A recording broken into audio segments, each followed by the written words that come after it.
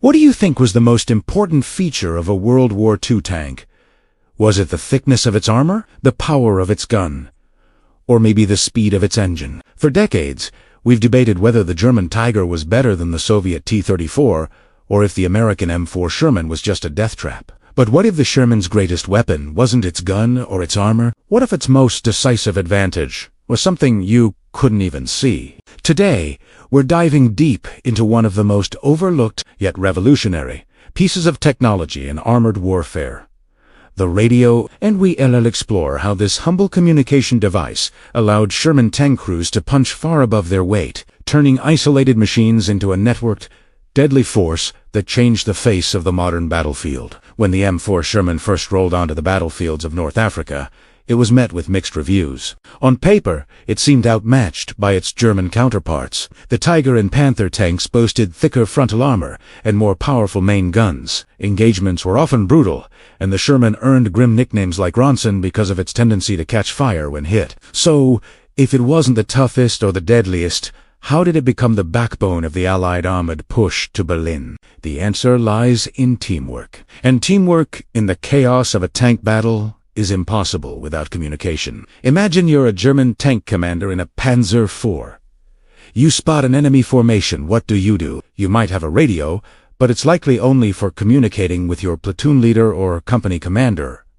The other tanks in your platoon? They might not even have a receiver. To coordinate an attack, you'd rely on hand signals, signal flags, or pre-arranged battle drills. But in the smoke, noise, and sheer terror of combat, these methods were slow, unreliable, and often fell apart completely. Each panzer was a powerful island, but an island nonetheless. It fought its own battle, often blind to what was happening just a few hundred yards away. Now, let's switch seats. You're a commander in an American M4 Sherman.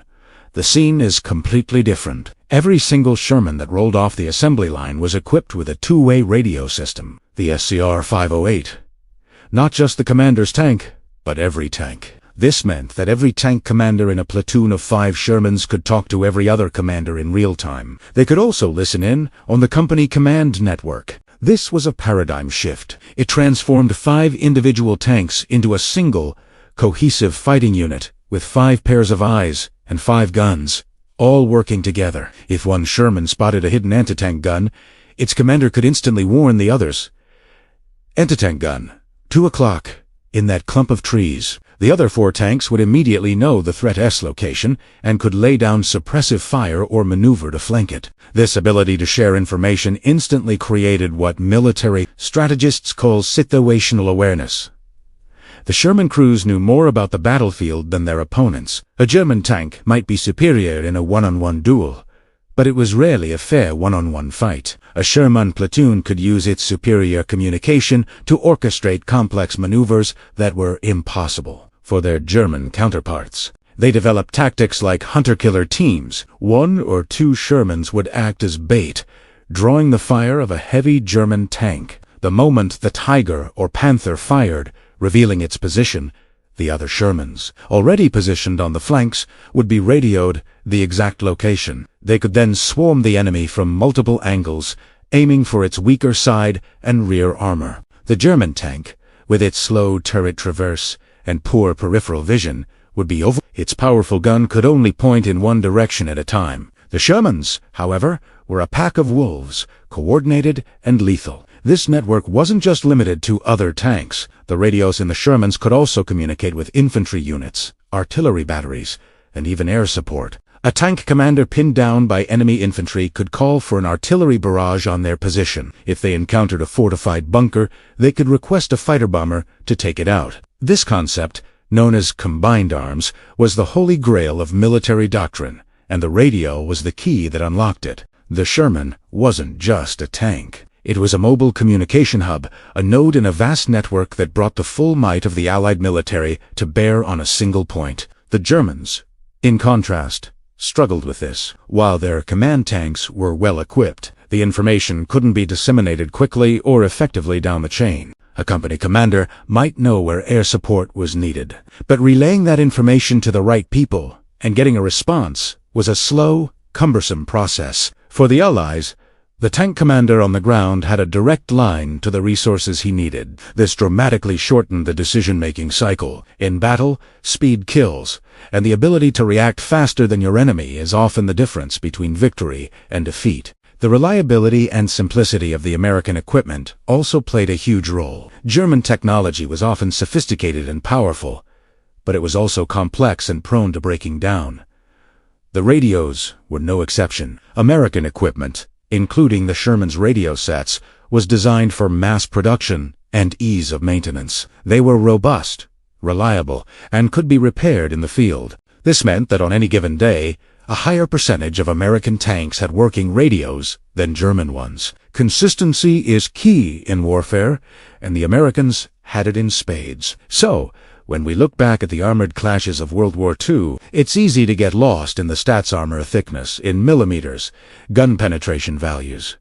These things are important, of course, but they don't tell the whole story. The M4 Sherman's triumph was a triumph of systems over individual strength. It was a victory for networking, for communication, and for teamwork. The German tankers had immense respect for the Sherman, not because it was a better duelist, but because it never fought alone. An American veteran once said, "When we saw one Tiger, we weren't scared. But when we saw one Sherman, we knew there were 4 more nearby that we couldn't see." That quote perfectly captures the psychological impact of the Sherman's networked approach to warfare. The threat wasn't the tank you could see. It was the coordinated pack that you couldn't.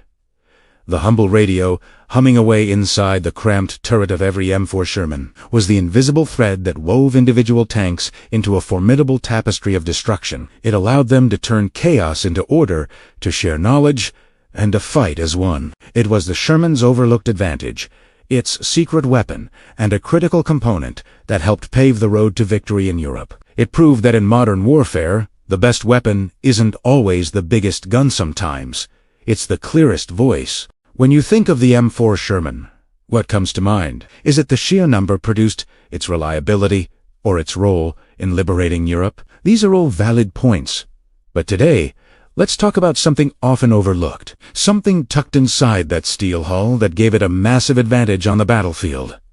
Its radio. You see, every single M4 Sherman that rolled off the assembly line came with a radio as standard equipment. That might not sound like a big deal today, when we all have supercomputers in our pockets. But in the 1940s, this was revolutionary. For many other armies, radios were a luxury, reserved for command tanks or specific units. But for the U.S. Army, communication wasn't a bonus feature. It was the bedrock of their entire armored doctrine. This decision stemmed from a fundamental belief that a coordinated group of tanks was exponentially more powerful than individual tanks acting alone. They understood that the ability to talk, to share information in real time, was a weapon in itself. It was the invisible network that tied the entire armored force together.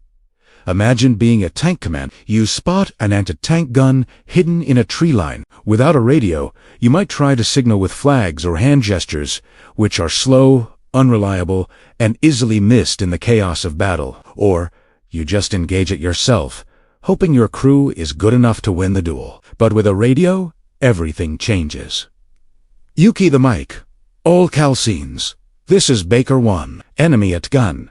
Grid square Delta 4. In the woods, 200 yards east of the crossroads. I'm laying down suppressive fire. Charlito, can you flank from the right? Instantly, your entire platoon knows the threat. One tank pins the enemy down while another maneuvers for a kill shot. A problem that could have knocked out 1 or even 2 tanks is neutralized efficiently and with minimal risk. This is the power of networked warfare, and the Americans were practicing it decades before the term was even coined. The standard radio set in most Shermans was the SCR 508, or its close relatives, like the -528 Seychelles rupees or 538.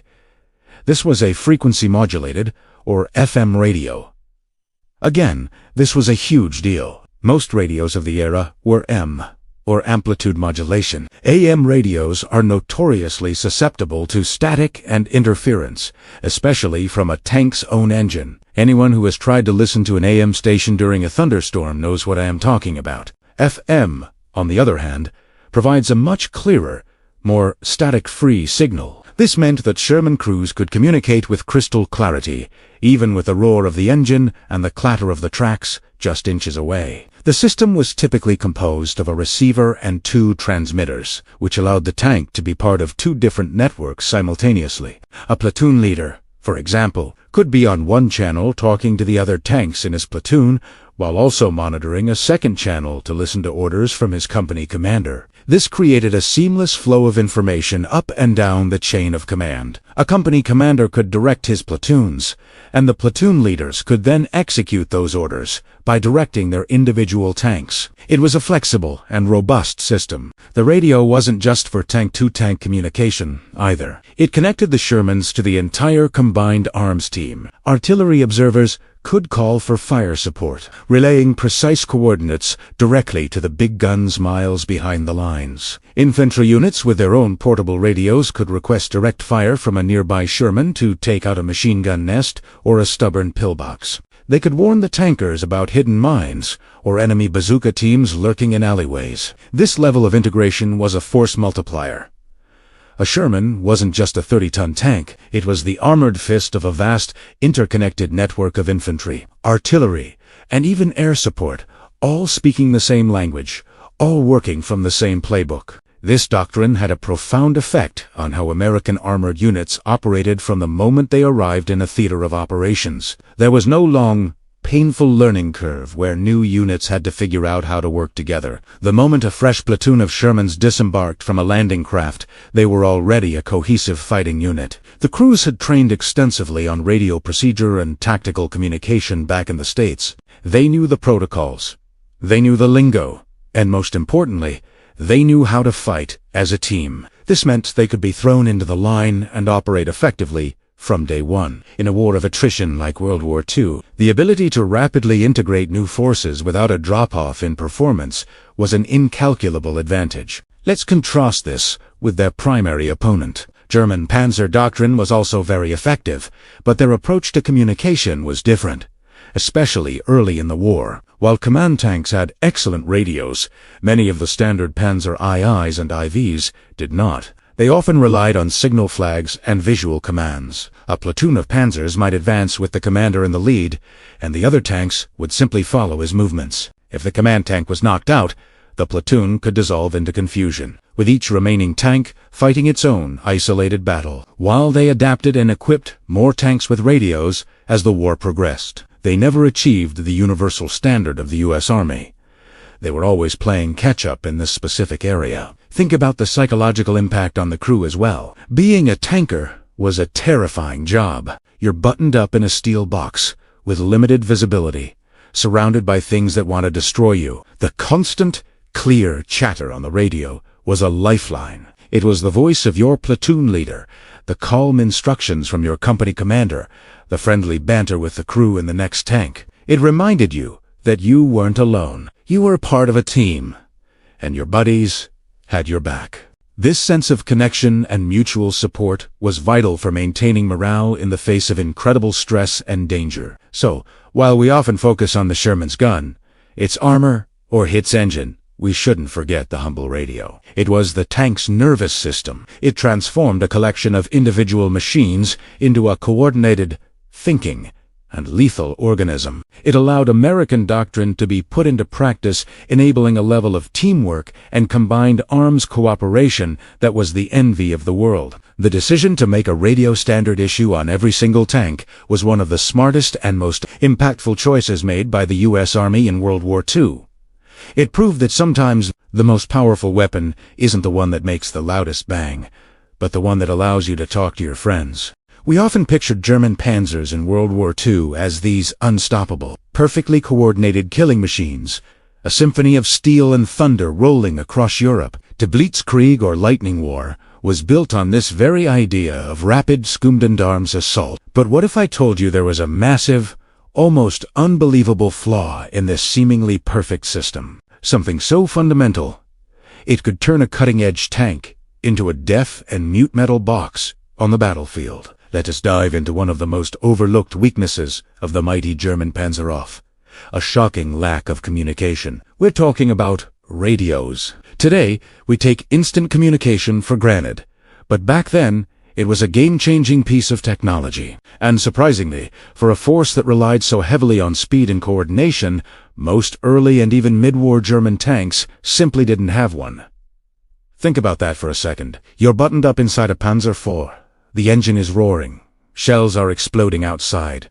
And your vision is limited to a narrow slit. Your commander spots a threat, or a new objective, or a retreat order is given. How does he tell the other tanks in your platoon? He can't just pick up a microphone. For a huge number of German tank crews, the answer was startlingly primitive: flags and hand signals. That's right.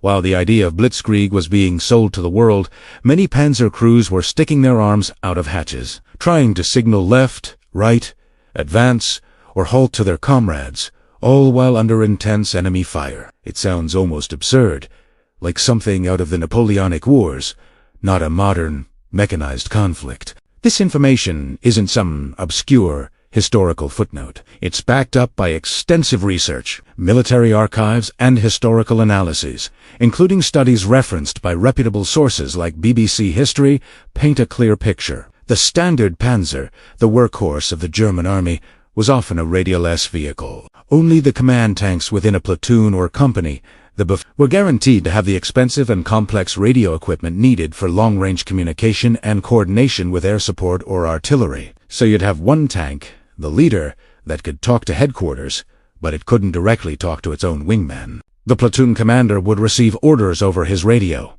and then have to relay them to the other 4 or 5 tanks in his unit using these archaic visual signals. You can imagine the chaos. In the dust, smoke, and sheer terror of a firefight, how easy would it be to miss a signal? What if the commander's tank was knocked out first? The rest of the platoon would be instantly isolated. A group of independent, uncoordinated steel beasts, easily picked off one by one.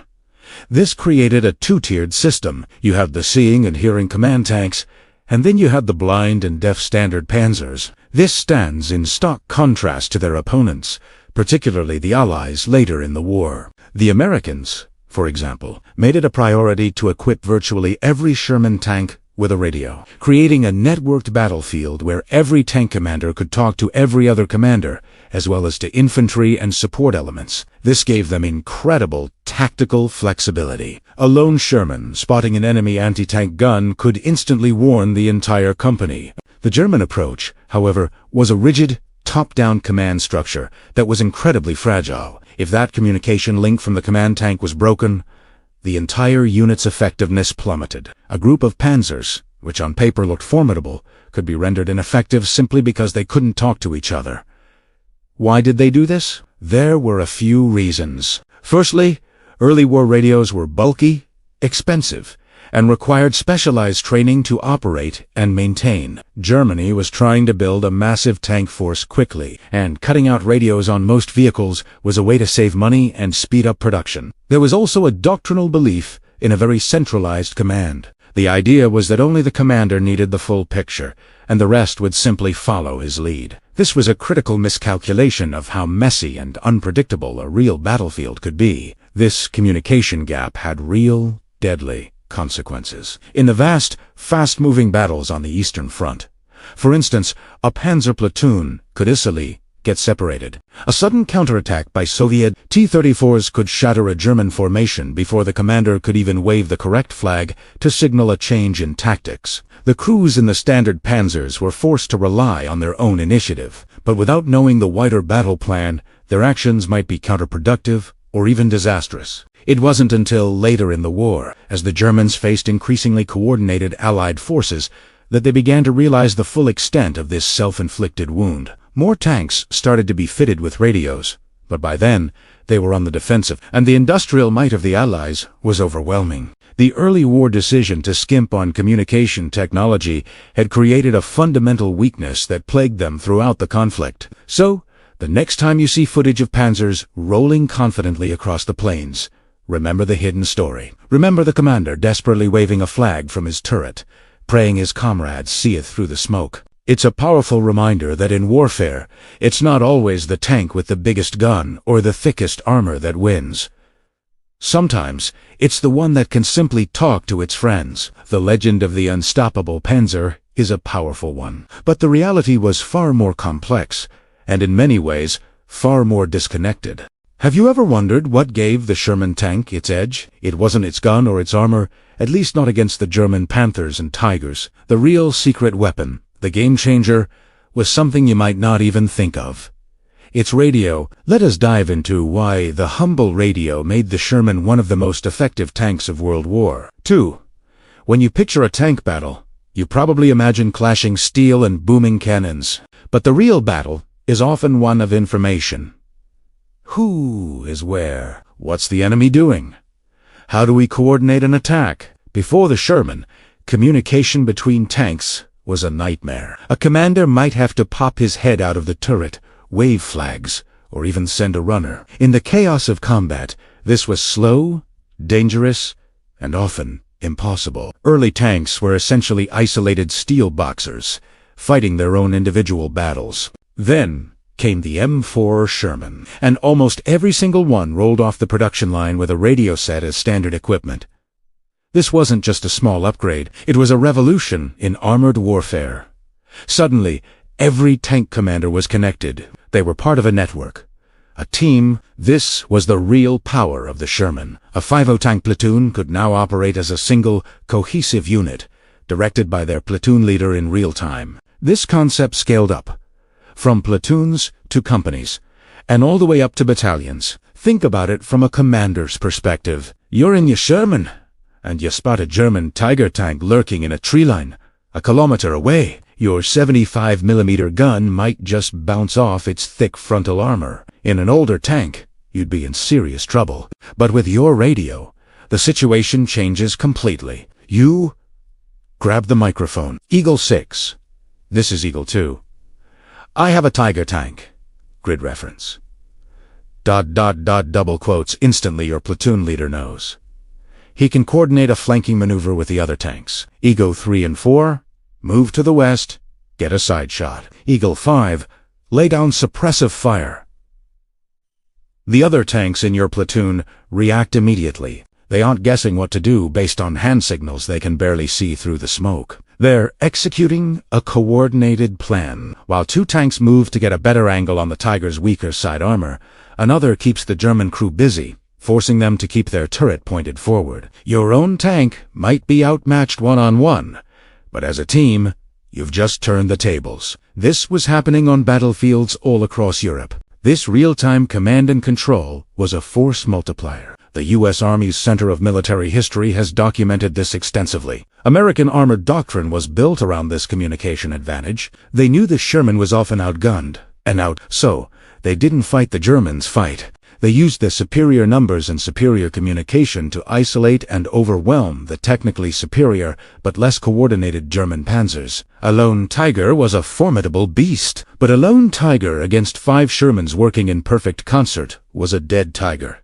It wasn't just for tank-and-tank combat. The radio connected the Shermans to the entire battlefield. A tank commander could call for help from assets the Germans could only dream of coordinating so quickly. Enemy machine gun nest, pinning down our infantry at grid ... That call could go out, and within minutes, artillery shells, requested by that tank commander, could be raining down on the enemy position. This is what we call combined arms warfare. And the radio was the nervous system that made it all work. The infantry had their own radios and could talk directly to the supporting tanks. A squad leader pinned down by enemy fire could call a nearby Sherman and say, "We need you to take out that bunker on the hill." To tank crew, who might not have even seen the bunker, could then move to support the infantry. This level of on-the-fly cooperation between different military branches was unprecedented, and it gave the Allies a huge tactical advantage. Air support was also part of this network. A Sherman commander could report a column of enemy tanks and request an airstrike from fighter bombers circling overhead. The ability to see the battlefield, communicate what was seen, and bring different types of firepower to bear on a target almost instantly was a devastating combination. The German forces, in contrast, struggled with communication. While their command tanks had radios, many of their standard panzers did not, especially earlier in the war. They often relied on visual signals, which, as we've discussed, were incredibly unreliable in the heat of battle. A German tank platoon might have to halt their advance just to receive new orders. Their command structure was more rigid and far slower to react to changing battlefield conditions. While their tanks were engineering marvels, their inability to communicate effectively often negated their technical superiority. American forces could adapt and react in seconds, while the Germans were still trying to figure out what was happening. This difference in philosophy is crucial. The Germans focused on creating the perfect individual tank. The Americans focused on creating the perfect tank team. The Sherman wasn't designed to be an unbeatable duelist. It was designed to be a component in a larger, interconnected fighting machine. Its armor, its gun, its speed all were good enough. But its radio was what made it truly great. It allowed American commanders to use tactics of maneuver and mass to find weak spots and to concentrate their power where it was needed most. It's a powerful lesson that technology isn't just about bigger guns or thicker armor. It's also about information and communication. The ability to share information quickly and act on it decisively can be more valuable than any single piece of hardware. The Sherman tank, with its standard issue radio, is perhaps one of the best examples of this principle in military history. It proves that a well-coordinated team of good enough can often defeat a collection of superior individuals who can't talk to each other. So the next time you see a picture of a Sherman tank, look past the cannon and the tracks. Remember the antennas sticking out of the turret. That thin piece of metal was the key to its success. It was the voice that connected a crew to its platoon to its company, and its company to the awesome combined arms power of the Allied military machine. It's what allowed them to outthink, outmaneuver, and ultimately defeat a more heavily armed foe. The real strength of the Sherman wasn't in its steel, but in its ability to talk. When we think of what makes a tank great, our minds usually jump to the big three: firepower, armor, and mobility. How big is the gun? How thick is the armor?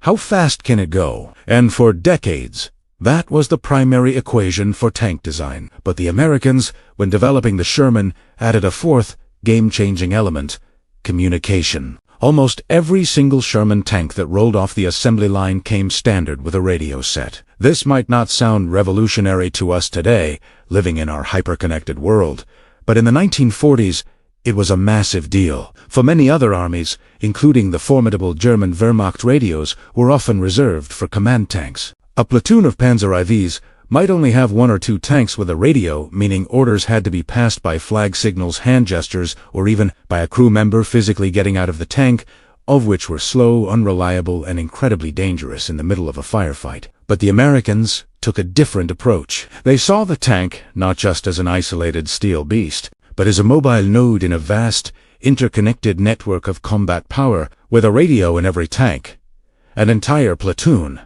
an entire company, could communicate instantly. A tank commander could report a hidden anti-tank gun not just to his platoon leader, but to every other tank in the vicinity simultaneously. They could coordinate their movements, focus their fire, and react to threats with a speed and fluidity that was simply impossible for their less connected adversaries. Think about it from a practical standpoint. A Sherman platoon advances over a ridge. The lead tank spots a German machine gun nest pinning down a squad of Gs. Instead of just engaging it alone, the commander gets on the radio. All calcines. This is Alpha. Machine gun nest. Grid square 4279er. Engaging. Instantly, 3 or 4 other tanks know exactly where the threat is. They can maneuver to get better firing angles, suppress the target, or watch for other threats, while the lead tank deals with it. This is a level of tactical coordination that flag signals could never achieve. But the true genius of this system went far beyond just tank-to-tank communication. The Sherman's radio wasn't just for talking to other tanks. It was the linchpin of a concept we now call combined arms warfare. This is the idea that different military branches, infantry, artillery, and air power, shouldn't just fight on the same battlefield, but should work together as a single, integrated team. And the radio was the tool that made it all possible. Let's expand on that machine gun nest scenario. The Sherman commander spots it. He realizes it's too well dug-in for his 75mm gun to handle effectively, so he gets on his radio. But this time, he's not just talking to his fellow tankers. He's also on a network with the infantry battalion's forward observer. He radios the position. That forward observer who might be just a few hundred yards away, then relays the coordinates to the artillery battery, positioned miles behind the front lines. Within minutes, a storm of high-explosive shells rains down on the German position, neutralizing it far more effectively and safely than a direct tank assault ever could. The tanks didn't have to expose themselves to potential anti-tank fire, and the infantry could advance. This is combined arms in action. The tank found the target, the artillery destroyed it, and the infantry took the ground. It was a symphony of destruction, and the radio was the conductor's baton. The National World War II Museum highlights this exact point. They note that this incredible level of integration gave the Allies a decisive advantage that the German army, for all its tactical prowess and excellent equipment, really struggled to replicate on a consistent basis. A German Tiger tank was, on paper, a far superior machine to a Sherman. It had a much more powerful gun and vastly thicker armor. A one-on-one fight was often a death sentence for the Sherman crew. But war is rarely a series of one-on-one duels. It's a team sport. That lone Tiger, as powerful as it was often fighting blind and deaf. It might be a king, but it was a king without a kingdom. Meanwhile, a platoon of 5 Shermans, constantly talking, sharing information, and coordinating their attack, could act like a pack of wolves. They could use their superior numbers and mobility to flank the Tiger, get shots on its weaker side and rear armor, and overwhelm it. And if the Shermans couldn't handle the Tiger themselves, you guessed it, they got on the radio. A call would go out for tank busters. Before long, a flight of P-47 Thunderbolt fighter bombers would appear overhead. The tank commander, or a forward air controller on the ground with the infantry, could literally talk to the pilots, guiding them onto the target. The P-47s, armed with rockets and bombs, were one of the most feared tank killers of the war. That mighty Tiger, which could shrug off hits from a Sherman, was utterly vulnerable to a 500-pound bomb. So, while the Germans had a better tank, the Allies had a better fighting system. The Sherman S radio transformed it from a mere vehicle into the eyes and ears of the army on the front line. It was a mobile observation post, a fire direction center, and a communications hub, all rolled into one. It allowed a platoon of American tankers to command more firepower than an entire battalion from an earlier era. This concept was a core part of American military doctrine. They understood that victory wasn't just about having the best individual weapon. It was about how all your weapons worked together. The M4 Sherman, often unfairly maligned, was the perfect tool for this doctrine. It was reliable. It was produced in vast numbers, and most importantly, it came with a radio. It was a good enough tank that was part of a truly great system. When you look at the campaigns in France and Germany after D-Day, you see this doctrine paying off time and time again. The rapid advance across France, the Red Bull Express supply lines, the response to the German counteroffensive in the Battle of the Bulge, all of these relied heavily on rapid, flexible communication with the radio-equipped Sherman often at the heart of the action. The secret weapon wasn't a bigger gun or thicker armor, though those things certainly helped later on. Terreal Gam Chanju was communication. Right after a fiery engagement, surviving Sherman crews wouldn't just lick their wounds. They'd talk. They'd share what happened, what worked, and most importantly, what didn't. This wasn't a formal debriefing in a comfortable tent miles behind the lines. This was immediate, visceral, and life-saving information exchange. A crew that survived a Panther ambush would instantly share the telltale signs. The tactics the Germans used, the specific way the first shot was a lure. This wasn't just chatter. It was a peer-to-peer survival network forged in combat. As Smithsonian Magazine has highlighted, this process of rapid, on-the-ground learning was a hallmark of the American armored forces. They quickly realized that their pre-war doctrines, practiced on the open plains of the United States, were dangerously inadequate for the claustrophobic, deadly Bocage country of France. The Germans would let the lead American tank pass, then knock it out from the side or rear, trapping the entire column in a pre-sighted kill zone. It was a devastatingly effective tactic. The initial American response was often to charge forward or try to reverse, which usually just made things worse. But the lessons, paid for in blood, spread like wildfire. Crews started developing counter-tactics. Instead of driving blindly down a sunken lane, they learned to use their Shermans to plow through the hedgerows themselves, creating their own paths and flanking the German ambush positions. This led to the famous Rhino modification, where steel tusks were welded onto the front of Shermans to rip through the dense foliage. This wasn't an idea from a general in a high command somewhere. It was born from the direct experience and ingenuity of the soldiers on the front lines. They identified the problem and engineered a solution on the spot. This process of adaptation extended beyond just breaking through hedges. It changed how they moved. Columns became more dispersed. They learned to use infantry in a much tighter, more integrated way. Instead of the tanks leading and the infantry following, they moved together, a combat arms team. The infantry would screen for hidden anti-tank guns, while the tanks provided the heavy firepower to suppress machine gun nests. This symbiotic relationship was a direct result of learning from a very clever and deadly enemy. The formations changed. The rules of engagement were rewritten, not by a committee, but by the consensus of survivors. Think about the speed of this. A lesson learned in a morning firefight could be saving lives in a different company by that afternoon. The radio, for all its faults and lack of security, became a lifeline of tactical knowledge. A commander might get on the net and say, "Watch out for that bend in the road near the stone church. Te ave. Pat 40 hidden in the tree line to the east." That simple message, broadcast to other units in the area, wasn't just information. It was a shield. It armed other crews with the most valuable commodity on the battlefield.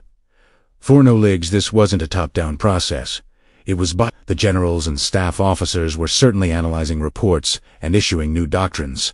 But that process took weeks. The soldiers on the ground were making changes in hours and minutes. They were experimenting. Let's try putting our tanks in this formation. Let's have the third tank in the column lay down suppressive fire on that suspicious-looking barn, while the rest of us move. They were running a live-fire laboratory, and the results of their experiments determined who lived to fight another day. This rapid, decentralized learning network is one of the unsung heroes of the Allied victory in Europe. It demonstrates a remarkable flexibility and a willingness to admit that the plan was wrong and needed to change right now, in the rigid, hierarchical structure of the military. This kind of on-the-fly adaptation is incredibly difficult, yet it was happening every single day. The German forces, while masters of the planned ambush and the prepared defense, sometimes struggled to adapt when the Allies did something unexpected. Their own command structure, while efficient in many ways, could be more rigid and less forgiving of deviation from the plan. So when we look at the history of these armored engagements, it's easy to get lost in the statistics,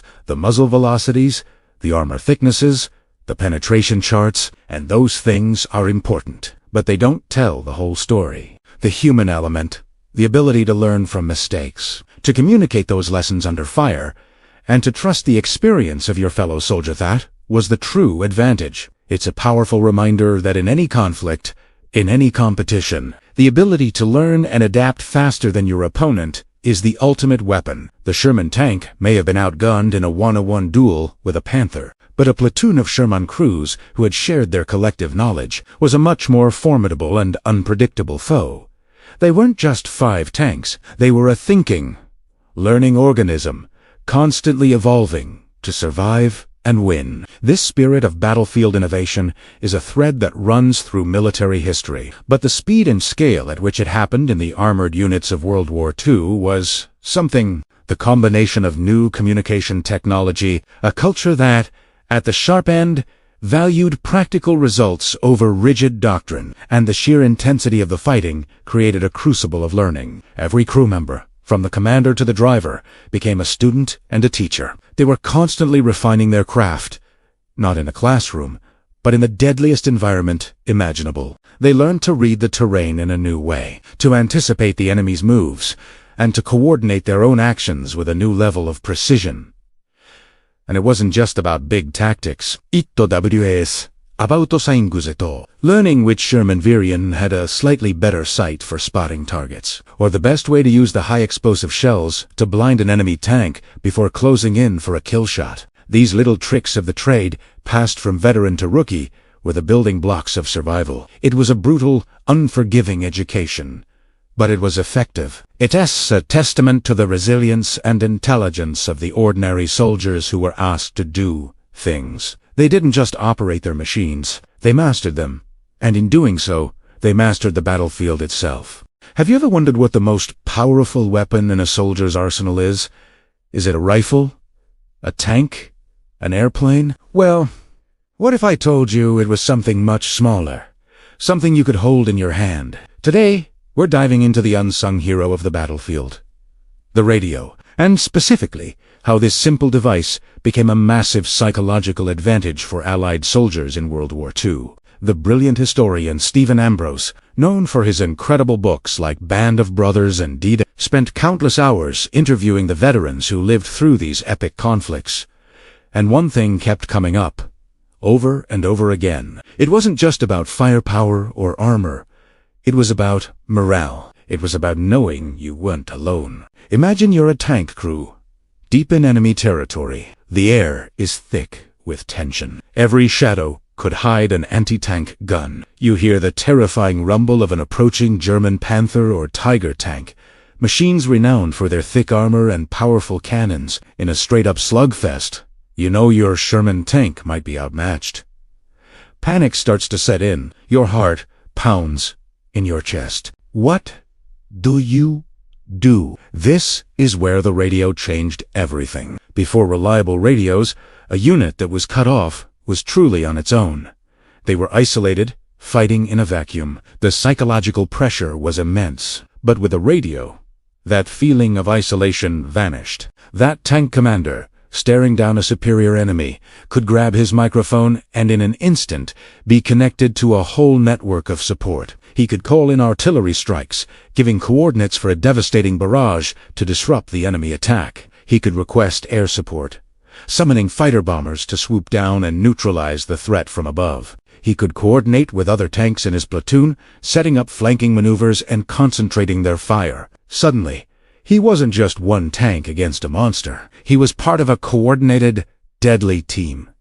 This was the secret weapon. The veterans Ambrose spoke with consistently emphasized this point. The radio gave them confidence. It wasn't just about the practical ability to call for help. It was the asterisk knowledge, that help was just a few words away. This knowledge acted as a powerful antidote to fear. It prevented panic from spreading through a unit. Crews were less likely to bail out of their tanks or break and run when they knew support was on the way. Think about it from the enemy's perspective. German tank crews, while often having superior machines, frequently operated with less effective communication between vehicles and with their higher command. A German tank commander might feel powerful, but he was also often alone. He couldn't easily orchestrate a complex, multi-unit attack on the fly. In contrast, the Allied forces were becoming a well-oiled, interconnected machine. This psychological edge can't be overstated. A confident soldier fights better. A coordinated unit is exponentially more effective than a collection of individuals. The radio transformed isolated units into a cohesive fighting force, bound together by invisible waves of communication. When a tank crew knew they were part of a larger net, they fought with more audacity, more courage, and more effectiveness. Let's expand on this a bit. It wasn't just the tank crews. Infantry squads on the front lines, pinned down by machine gun fire, could use their radios to call for mortar support. Forward observers, hidden in a church steeple or on a hillside, could direct battleship guns miles offshore to obliterate enemy strongpoints with pinpoint accuracy. The radio linked the entire battlefield together, from the individual rifleman to the generals miles behind the lines. This constant communication had a compounding effect on morale. When a call for help was answered swiftly and effectively, it reinforced the trust soldiers had in their support systems. They saw firsthand that they weren't forgotten. This created a positive feedback loop. Higher confidence led to better performance, which in turn led to more successful outcomes, further boosting morale. Stephen Ambrose's interviews reveal that this wasn't just a happy accident. It was a core component of Allied doctrine. They understood that winning a battle wasn't just about destroying the enemy's equipment. It was about breaking their will to fight. And a key part of maintaining your own will to fight is the profound, unshakable belief that you are not alone. Even when things went wrong, when the radios were damaged or the signal was weak, the established culture of communication made a difference. Soldiers were trained to think as part of a team. The instinct was to coordinate, to support one another. The radio wasn't just a piece of technology. It was the physical embodiment of a philosophy of teamwork and mutual support. Ever wonder how wars are really won? It's not always about the biggest tanks or the fastest planes. Sometimes it's about who can talk the fastest. Today, we're diving deep into the unsung hero of World War II, the humble radio, and how American industrial power turned simple communication into a decisive weapon of war. Picture this: the early 1940s.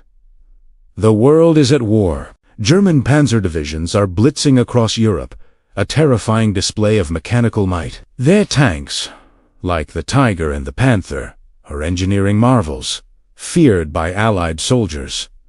On paper, they look unbeatable. But warfare is more than just a series of duels between machines. It's a complex, chaotic symphony of moving parts, and the conductor of that symphony is communication. This is where the story takes a fascinating turn. While Germany was busy building bigger, more complex tanks, America was doing what it did best: mass production. But it wasn't just churning out Sherman tanks and B-17 bombers. It was also mass-producing something far less glamorous, but arguably more important: standardized, reliable communication systems. Think of it like this: Germany had a few incredible solo musicians, while the Allies were building an entire orchestra where everyone was playing from the same sheet music. This isn't just my opinion. The renowned historian Richard Overy makes a powerful argument in his work. He points out that Germany's technological genius was often its own undoing. They built incredible pieces of equipment, but they were often too complex,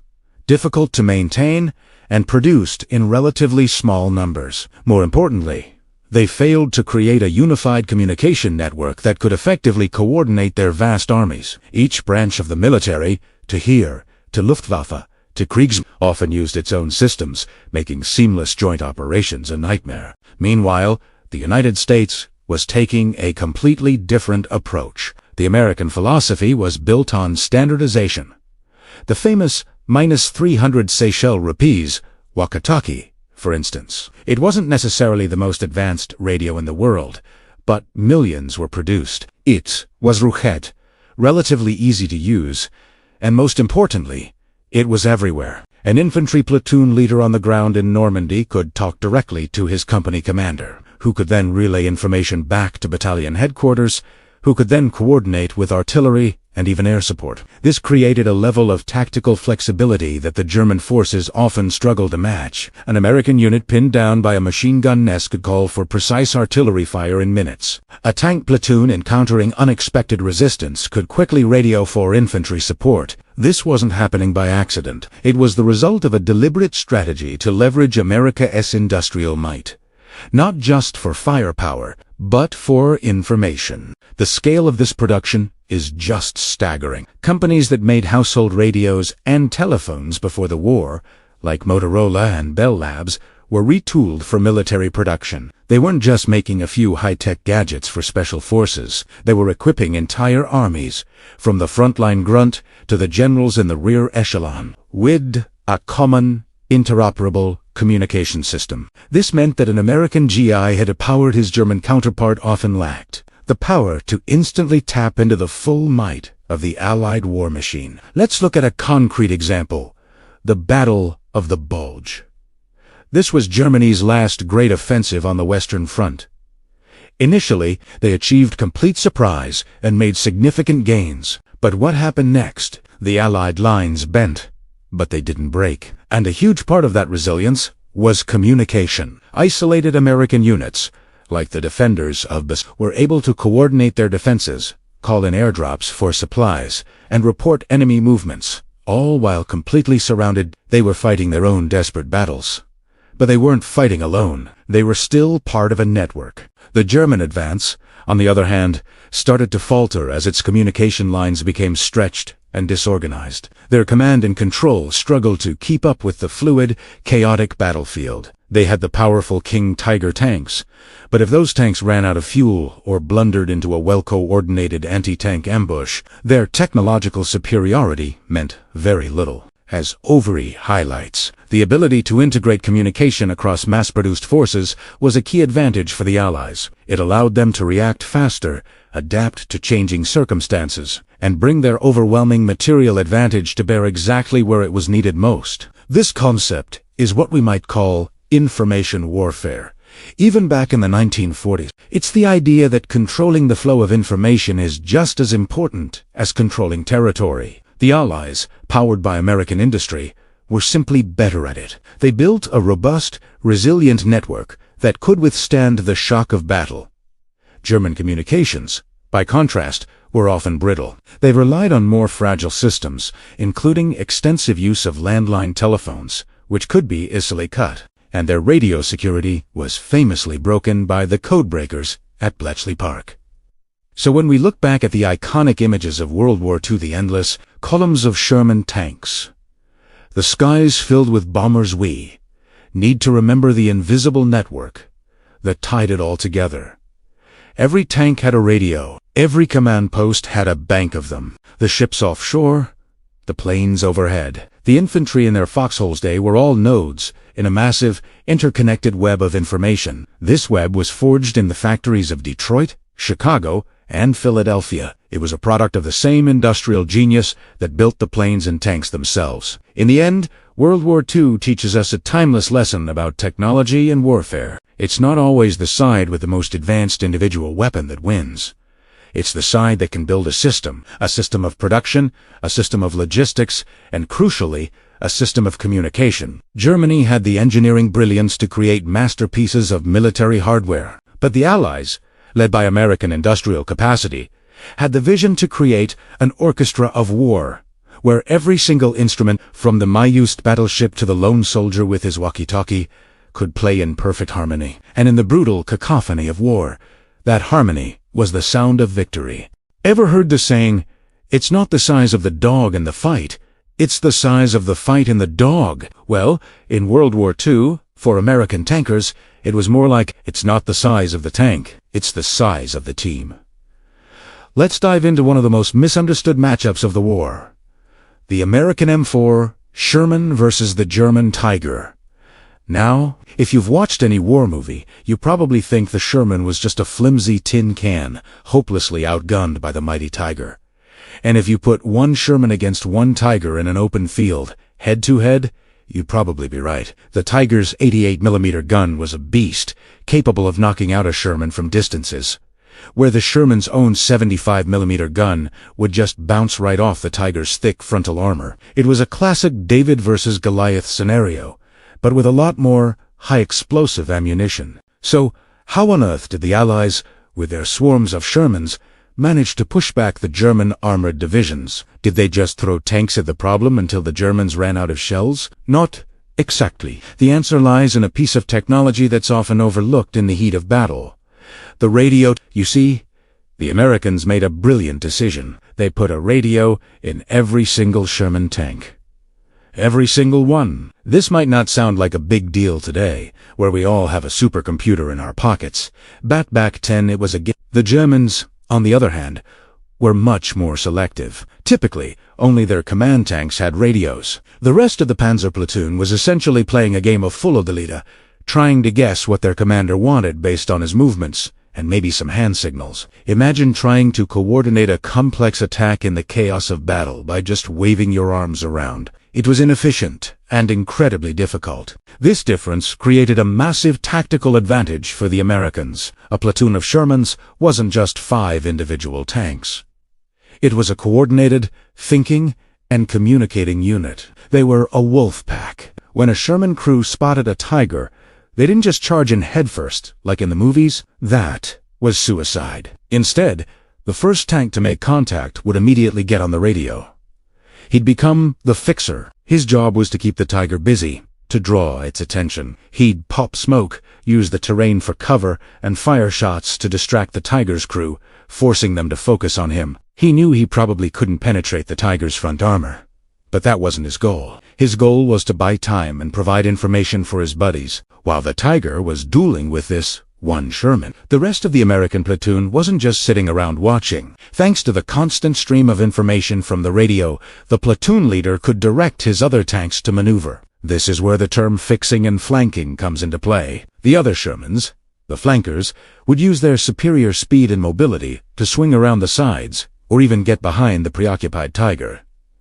While the Tiger's front armor was nearly impenetrable, its side and rear armor were much, much weaker. Suddenly, that fearsome German beast wasn't in a one-on-one duel anymore. It was in a 5-on-1 ambush. Shots would start coming in from angles it couldn't defend against. The Sherman's 75mm gun, which was useless against the front, was more than capable of punching through the thinner armor on the Tiger's flanks and rear, hitting vulnerable spots like the engine or ammunition storage. This doctrine turned the Sherman's individual weaknesses into a collective strength. They operated on a principle of information superiority. The American tank commander had a near-perfect view of the battlefield, not just from his own periscope, but through the eyes of all his tanks. He could direct his forces like a chess master, sacrificing a pawn to trap a queen. The German commander, even in his superior Tiger, was often fighting blind, unaware of the flanking Shermans until it was too late. It was a battle of information versus armor,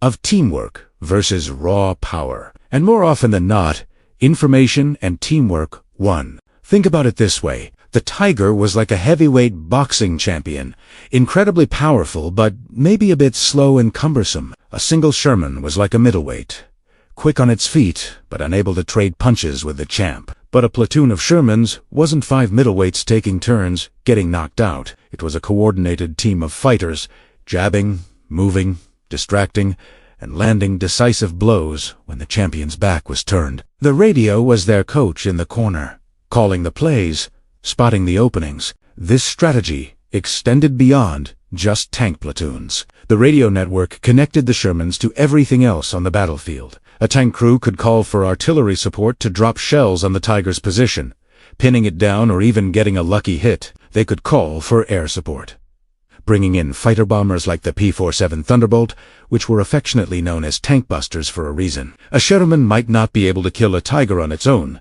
but it could certainly paint a giant target on it for a friend who could. This concept is known as combined arms, where different military assistants, infantry, artillery, air power all work together, communicating and supporting each other. The radio was the vital link that made this complex symphony of destruction possible. The Germans had combined arms too, of course, but the Americans, with their universal radio distribution, perfected it at the tactical level. So, while the internet loves to debate which tank was better, the Sherman or the Tiger, it's kind of missing the point. The M4 Sherman wasn't designed to win one-on-one duels. It was designed to win battles. It was a reliable, mass-produced, and mobile tank that was part of a larger, highly communicative fighting system.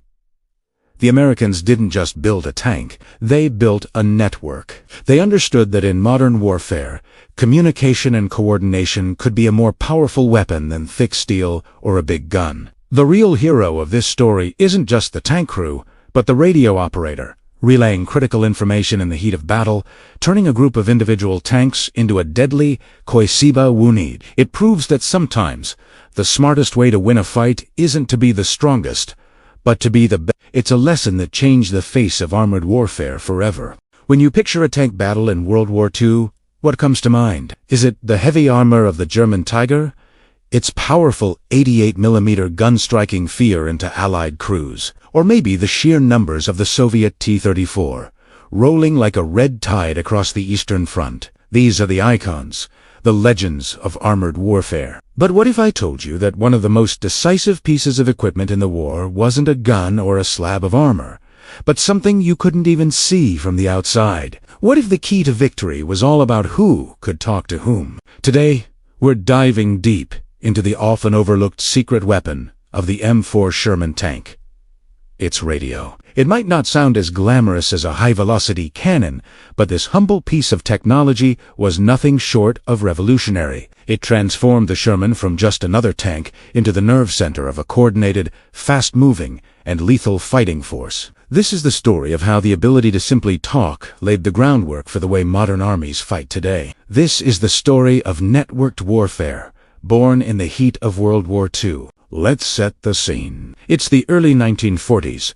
Armored warfare is still a relatively new and evolving concept. The German Blitzkrieg had shocked the world, showcasing the devastating power of combined arms tanks, infantry, and aircraft working in concert. A key component of their early success was their use of radios. German panzer commanders could talk to each other, coordinate their attacks, and react quickly to changes on the battlefield. This was a huge advantage over armies like the French, whose tanks often operated in isolation, sometimes even lacking radios entirely. A tank without a radio is a blind and deaf beast, powerful but alone. When the United States entered the war, its military planners had been watching and learning. They understood that communication was not just a luxury, it was a fundamental pillar of modern combat. So, when they designed the M4 Sherman, they made a critical decision that would have far-reaching consequences. From the very beginning, nearly every single Sherman tank that rolled off the assembly line was equipped with a radio,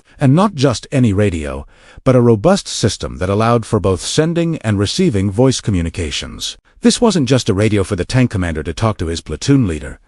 The American system was far more ambitious. A standard Sherman tank carried the SCR 508 or -528 Seychelles rupees radio set. This system allowed the tank commander to communicate with other tanks in his platoon and company. But it didn't stop there. He could also switch frequencies to talk directly to infantry commanders on the ground, to artillery spotters calling in fire support, and even, in some cases, to aircraft providing close air support overhead. It was a complete communication ecosystem. Now, let's compare this to the German approach. While the Germans pioneered the use of radios in tanks, their system had limitations. Typically, only platoon and company command tanks had powerful enough radios to communicate up and down the chain of command. The average Panzer IV or Panther crew could often only talk amongst their own small platoon. If they ran into unexpected trouble and their commander was knocked out, they were effectively on their own, unable to easily call for help or warn others. They were a string of deadly pearls. But if you cut the string, the pearls scattered. The American approach was different. It was a web, not a string. Every Sherman was a node in a vast communications network. This created a level of situational awareness and tactical flexibility that was unprecedented. Imagine you're a Sherman tank commander, pushing through the hedgerows of Normandy. Your lead tank spots a hidden German anti-tank gun. Instantly, that information is broadcast, not just to your platoon, but to the entire company. Before the German gun can even get a second shot off, other tanks are already maneuvering to flank it. At the same time, you get on another channel and radio the infantry platoon you're supporting. You tell Tim, enemy pack 40, grid reference, X, take cover. Seconds later, you're on the line with the artillery liaison officer. Fire mission, enemy at gun. Coordinates Y within minutes.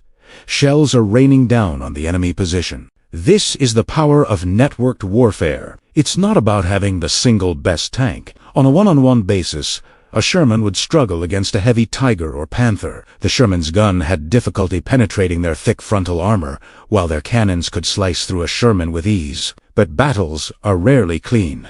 One-on-one duels, they are messy, chaotic affairs involving dozens, even hundreds of units. And in that chaos, the side that can share information, coordinate its actions, and bring multiple assets to bear on a single problem is the side that wins. American tankers developed tactics that leveraged this communication advantage. They learned to fight as a pack. When facing a heavier German tank, they wouldn't engage it head-on. Instead, one or two Shermans would act as bait, keeping the enemy's attention while the others used their speed and the information being shared over the radio to maneuver into flanking positions. They would call out the enemy's movements in real time. He's traversing left.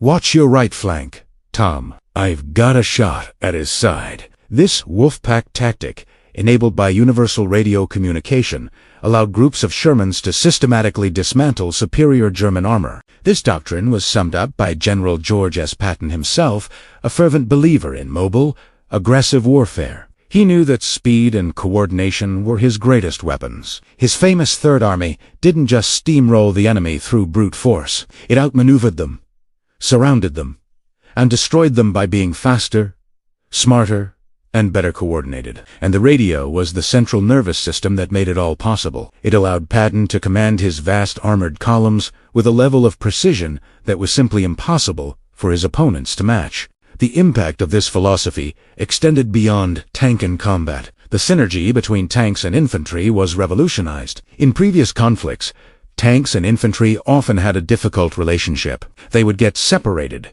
lose contact, and fail to support each other effectively. With the Sherman's radio network, this problem was largely solved. A tank commander could talk directly to the infantry platoon leader walking beside him. "We're taking fire from that farmhouse on the right." "Okay, we'll lay down suppressive fire while you move your men up." This level of close cooperation, what we now call combined arms, became the standard operating procedure for American forces, and it was devastatingly effective. Think about the psychological effect as well. For an American tanker, knowing you were constantly connected to your comrades, to your commanders, to artillery and air support, was a massive morale booster.